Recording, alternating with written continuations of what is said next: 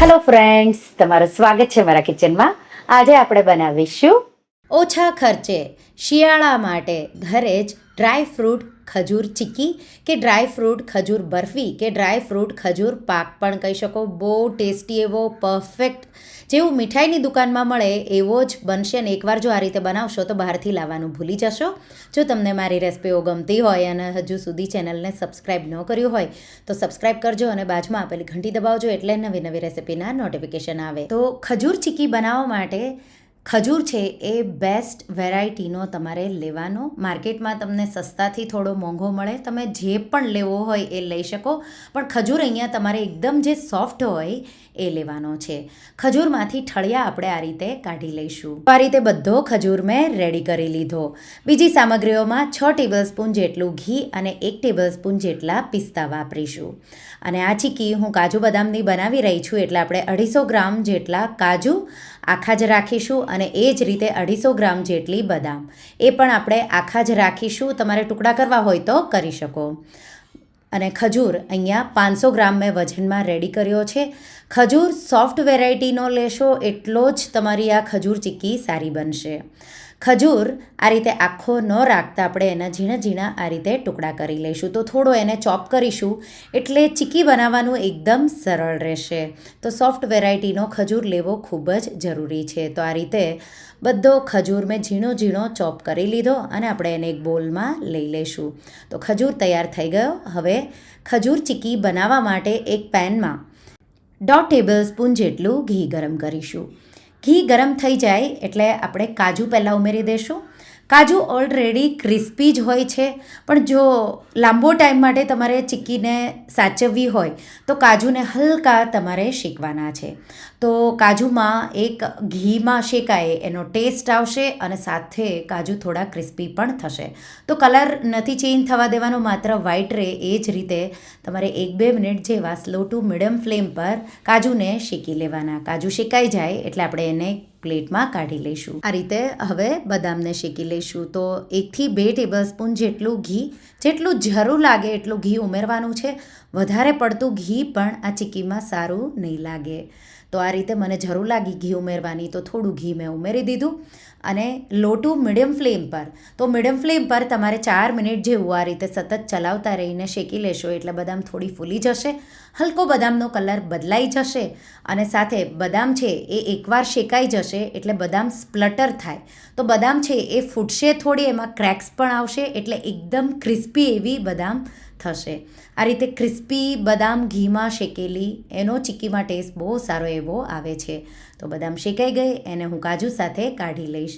અને હવે એ જ પેનમાં 1 ટેબલસ્પૂન જેટલું ઘી પાછું ઉમેરી દઈશું. જરૂર લાગે તો આપણે ઉપર વધારે ઉમેરીશું. અને એમાં 500 ગ્રામ ચોપ કરેલો ખજૂર ઉમેરી દઈશું.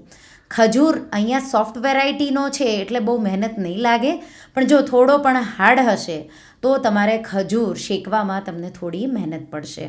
તો આ રીતે ખજૂરને પ્રેસ કરતા જવાનો. ગેસની ફ્લેમ લો ટુ મીડિયમ, તો બહુ મીડિયમ પણ નહીં રાખવાની, એનાથી પણ થોડી સ્લો રાખવાની છે. અને ખજૂર આ રીતે એક સરખો મિક્સ થઈ જાય, અલગ અલગ ન રહે એ રીતે ખજૂરને શેકવાનો છે. અને મને જરૂર લાગી એટલે 1/2 ટેબલસ્પૂન જેટલું મેં ઘી ઉમેર્યું. તો આ રીતે જરૂર લાગે એટલું તમારે થોડું થોડું ઘી ઉમેરતા જવાનું. અને આ રીતે હવે ખજૂર ને કૂક થતાં 5 મિનિટ જેવું લાગ્યું. તો મીડિયમ ફ્લેમ પર તમે જો કૂક કરશો તો 5 મિનિટમાં સોફ્ટ ખજૂર હશે તો એકદમ આવો એક સરખો મિક્સ થઈ જશે. તો ખજૂરના જે આપણે ટુકડા કર્યા હતા એ પણ એક સરખા મિક્સ થઈ જશે અને એકદમ બાઇન્ડિંગ આવું ખજૂરમાં આવી જશે. જો તમે સ્લો ફ્લેમ રાખશો તો 7-8 મિનિટ જેવું લાગશે અને હાર્ડ વેરાયટીનો ખજૂર લેશો તો વધારે ટાઈમ લાગશે. તો આ રીતે ખજૂર એક સરખો સોફ્ટ અને કમ્બાઈન થઈ જાય પછી તમારે કાજુ અને બદામ ઉમેરી દેવાના છે.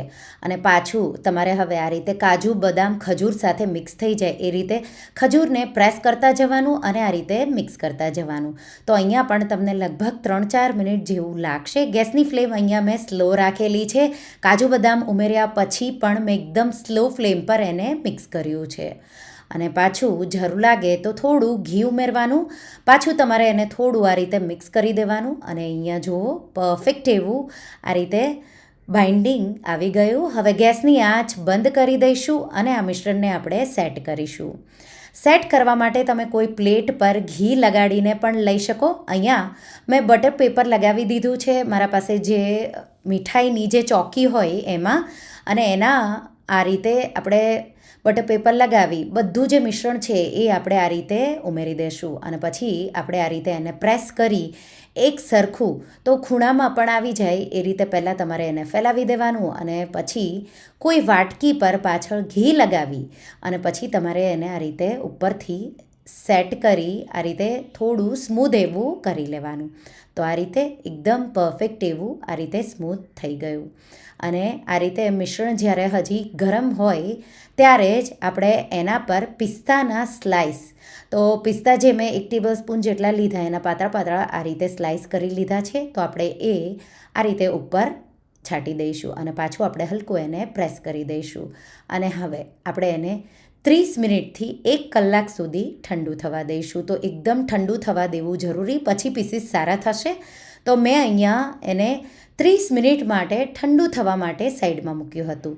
30 મિનિટ જેવું થશે એટલે હલકું આ રીતે સેટ થઈ જશે, એટલે ઇઝીલી હું એને બટર પેપરથી બહાર કાઢી રહી છું. તમે એમાં ને એમાં એના ટુકડા કરી શકો. હવે જો તમે 1 કલાક જેવું એને સેટ થવા દેશો તો બહુ સરખા એવા ટુકડા થશે.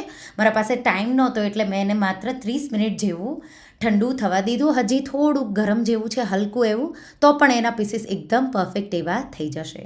કોઈ ધારદાર મોટી છરી લઈ લેવાની અને એનાથી તમારે આ રીતે એના પીસીસ, તો આ ડ્રાયફ્રૂટના ટુકડા થોડા મેં મોટા રાખ્યા છે, તમે એકદમ નાના નાના પણ કરી શકો, બાઇટિંગ સાઇઝના હોય એવા પણ કરી શકો.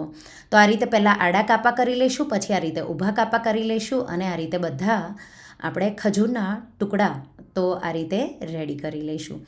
તો આ રીતે ટુકડા તમે કરી કોઈ બોટલમાં ભરી મહિના સુધી સ્ટોર કરી શકો, અને જ્યારે પણ ખાવું હોય ત્યારે તમે ખાઈ શકો. તો માર્કેટમાંથી 1000થી 1200 રૂપિયા કિલો આ ચીકી મળતી હોય છે, પણ ઘરે તમે માત્ર 500 રૂપિયા આસપાસ કે એનાથી ઓછા રૂપિયામાં પણ તમે આ ચીકી બનાવી શકો. તો એકવાર મીઠાઈની દુકાન કે લગ્ન પ્રસંગોમાં મળતી એવી આવી જો ડ્રાયફ્રૂટ ચીકી તમે ક્યારેય ટ્રાય ન કરી હોય તો એકવાર ટ્રાય કરજો. તમે બહારની ભૂલી હંમેશા ઘરે બનાવશો, અને ખાસ શિયાળામાં આ ખાવાની ખૂબ જ હેલ્ધી એવી છે, શુગર ફ્રી કે ગોળ ફ્રી. તો આ રેસીપી તમે એકવાર ટ્રાય કરજો અને મને કમેન્ટમાં કહેજો કે તમને આ ચીકીની રેસીપી કેવી લાગી. તો તમને આ રેસીપી કેવી લાગી મને કમેન્ટમાં જરૂરથી જણાવજો. અને હા, જો તમને આ રેસીપી ગમી હોય તો વિડીયોને લાઇક કરજો, શેર કરજો અને મારા ચેનલને સબસ્ક્રાઇબ કરજો. અને આવી જ નવી રેસીપીઓ માટે તમે બેલ આઇકોન બટનને પ્રેસ કરજો. Thank you for watching.